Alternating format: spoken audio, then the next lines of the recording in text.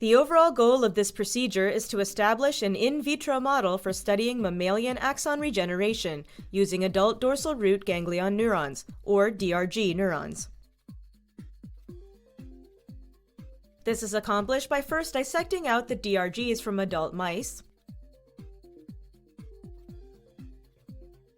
which are then dissociated into single cells.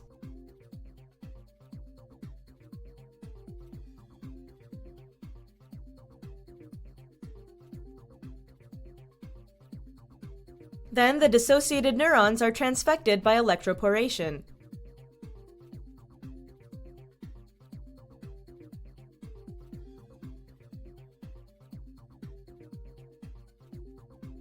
And cultured for a few days to genetically manipulate their gene expression.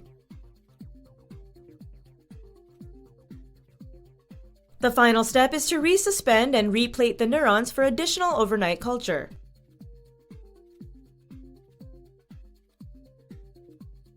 Ultimately, microscopy-based axon length analysis is used to study axon regrowth from genetically manipulated neurons.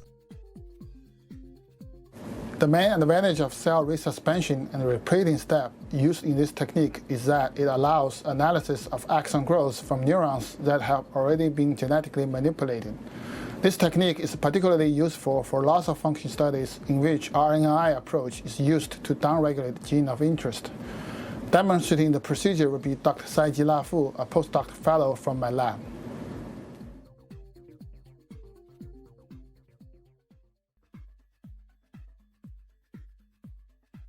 To prepare the neuronal culture cover slips, first bathe them in 10% hydrochloric acid overnight.